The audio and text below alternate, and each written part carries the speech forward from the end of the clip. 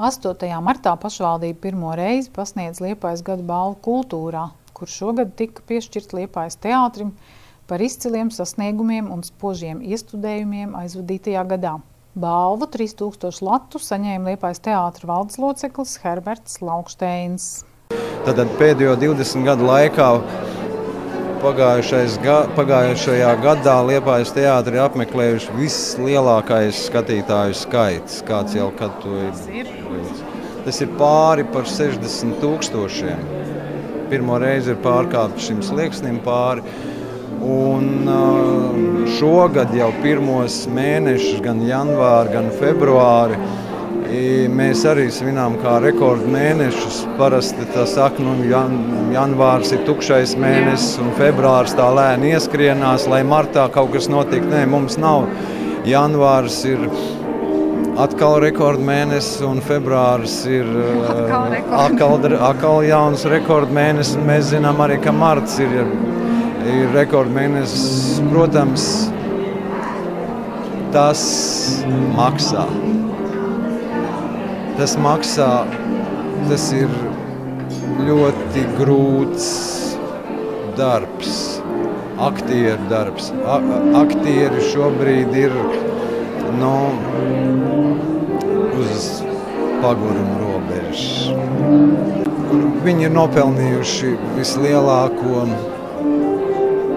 tādu paldies, mīlestību. Viņi ir nopelnījuši pa īstam atpūtu, pilnvērtīgi atpūtu. Un cik tas ir manos spēkos kā teātra vadītājiem, tad es viņiem to došu. Vai jautāt par to, kā izlietos balvu, jau ir pāragri, vai ir jau kādas idejas radušās šī mirklī? Protams, teātra attīstībā, teātra materiāla tehniskajā bāzē, jo, ja mums nebūs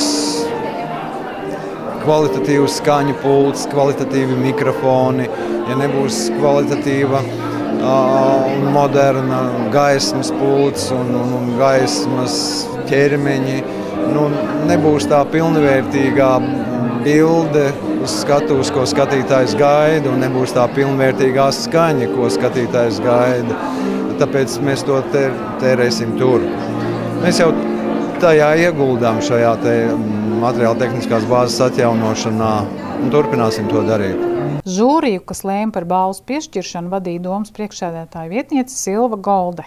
Kā jau es teicu sākuma runā, kur tad, ja ne Liepājā, ir jābūt koncertzālē, un kur tad, ja ne Liepājā, ir jādzimst kultūras balvai. Un, man liekas, Liepājas augstākā vērtība ir šie radošie cilvēki, kvalitīva kultūra, talantīgi cilvēki, kur šeit dzīvo, strādā, skumst, priecājas un mīl. Man liekas, ka tam jau sen bija jābūt, un es esmu priecīga, ka mums ir izdevies pašvaldībai šo balvu šobrīd iedibināt, jo kultūras process tā ir Liepājas atpazīstamības zīme, un, kā jau es teicu, man šķiet, jebkuram cilvēkam, ja mēs pajautātu Rīgā, Daugavpilī, Bauskā vai Alūksnē, ar ko tev saistās Liepāja, man šķiet, pirmām kārtām tie noteikti būtu kultūras process, kultūras kvalitāte, mūzikas grupas, rakstnieki, mākslinieki, un es esmu ļoti priecīga, ka mums ir izdevies šo ideju īstenot.